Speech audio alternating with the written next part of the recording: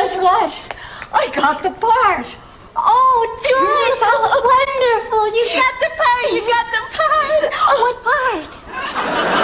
The lead in that police show pilot, Undercover Woman. Oh, terrific. Oh, if the pilot sells, you'll have a steady job. Oh, right. Wouldn't it be great? No more auditions, no more interviews. No more advances from lecherous producers? Yeah, I never thought of that. But the best part is I'd have security. A weekly paycheck. I won't be dependent upon alimony checks from old Pickle Puss. Oh, that's what I wanted to tell you. What? Old Pickle Puss is on the patio. John? John is here? Well, I better get him in from the patio before he attracts bats. Come on inside, John. Hello, Joyce. Well, it's nice to see you again, John. How long has it been? Exactly 26 alimony checks. Same old John. I see you still have your mustache. Or did you have anchovies for lunch? Listen, Joyce, I'm sorry about the alimony crack. I didn't come here to insult you. I'm here for business, not pleasure. Well, John, nice meeting you. I'll go give Boots his lunch. Have you seen him anywhere? Yes, he was lying on the front lawn cleaning himself. You have a new boyfriend, Joyce? Boots isn't anybody's boyfriend. He's been fixed.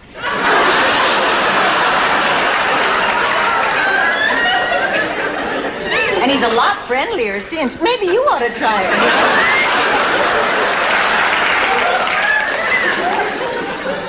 I see you're still opening your doors to every helpless stray that comes along. I can't help it. I like cats. I was talking about Mitzi. Mitzi moved in about a year ago. I met her at the unemployment office.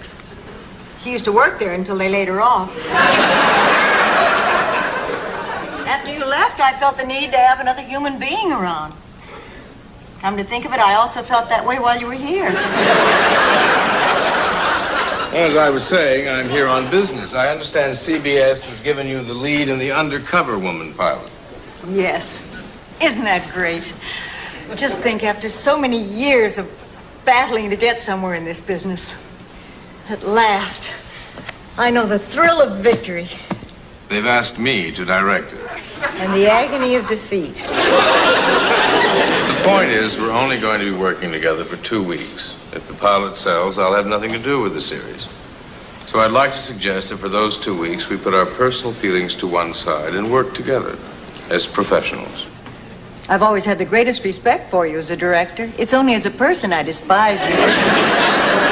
And if I may reply in kind, your father wears pantyhose.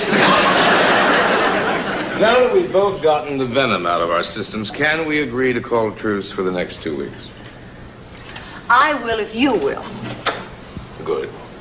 No more insults. No more insults. No more snide remarks about my mustache. And I promise I won't say anything more about your mustache. Good. And I won't say anything about yours.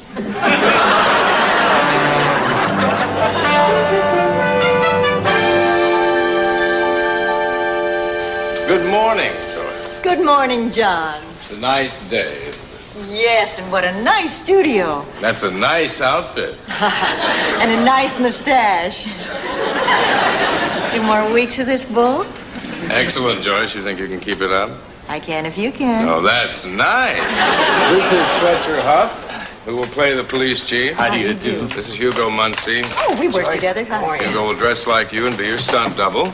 And this is Lisa Vincent. Oh, this is such a thrill working with you, Miss Whitman. I've admired you for years. Well, thank you. And years. Very much. It was just brilliant of you to cast her in this part. I mean, it would have been so easy to do what Charlie's Angels and Police Women and all those other hit shows did. What's that, dear?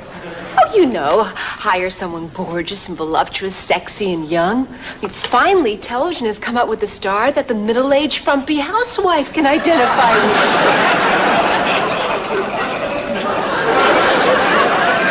Okay, folks, let's go to work. You all have your... Excuse me, John. Sorry, I'm late. My car broke down. Well, that's okay. These things happen no matter who you are. Who are you? I'm sorry. Doug Porterfield. CBS has assigned me as the liaison to your show. Well, actually, my official title is Vice President in charge of Primetime Dramatic Development. Sounds like a very important job. It sure seems that way to me. Yesterday, I was working in the mailroom. So you see, this is a real thrill for me, being my first network assignment. Oh, yes, the first time is always special. What a memory you have.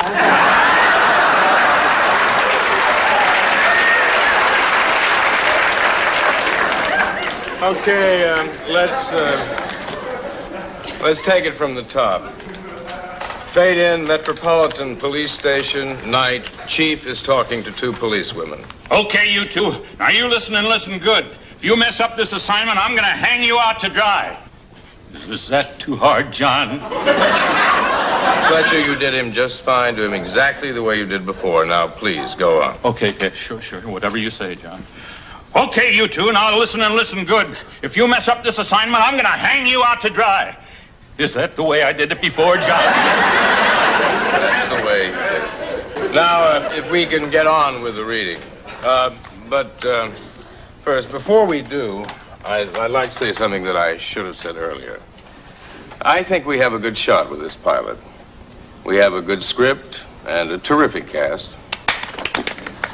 And most important of all, we have a very special and gifted leading lady. I don't know what it is that makes a star. Talent, energy, drive, whatever. But whatever it is, she's got it. Yeah. Bravo. Well, thank you, John. That was very nice. I don't mean nice. I mean nice. Well, I mean it, Joyce. I think you have the makings of a fabulous undercover woman. Too bad you never told me that when we were married.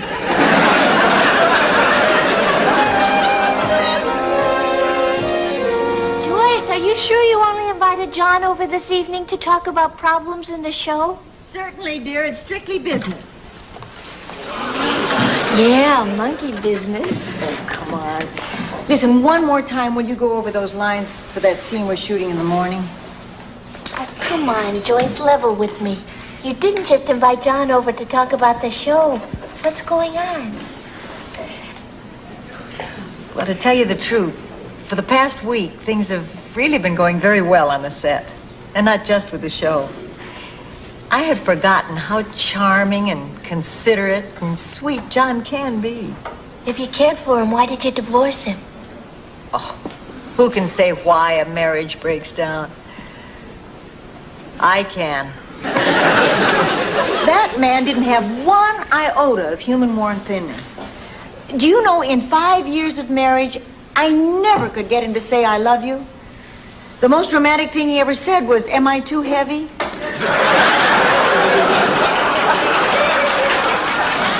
Was when I carried him over the threshold.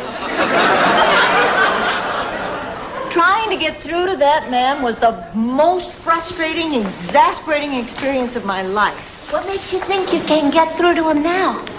Well, we're both different now. More mature, more understanding. I mean, what did we know when we got married? We were just a couple of silly kids. I was 40, he was 42.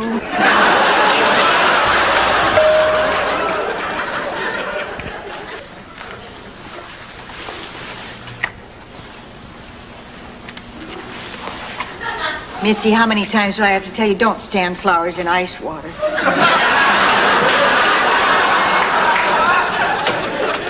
Hi. Hi. Come on in. Hello, Mitzi. Hello, John. Nice to see you again. If you'll excuse me, I have to go clip Herman's nails.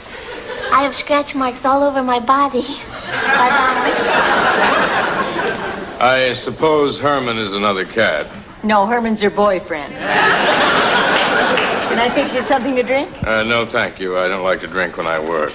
Now, what exactly was it in the last scene that you didn't like? Well, I'm a little confused. What is my motivation in the car chase? Well, I always thought it was to avoid getting machine gunned to death. But why don't we sit down and talk about it? Wonderful. Now, on page 43, you'll notice the same car has been in your rearview mirror since Buffalo. The police chief can't trace you because the homing device he's fastened underneath your car only has a radius.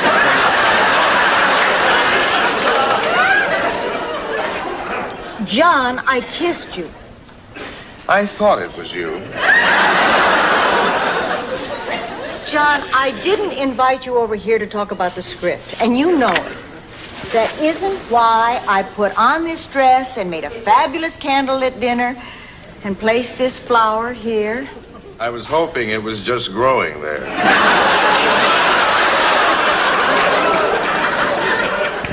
John, tonight we are going to talk to each other. The way we never talked in 5 years of marriage. We're going to talk about how we feel about life and about love and about each other. We're going to find out where we went wrong and whether there's any way we could make it work again. You're not leaving here until you open your heart to me. So you might as well take off your shoes and pour yourself a drink and make yourself comfortable. We may be spending the night together. What do you say to that? Well, it's all right with me. I just don't know how my wife will feel about it.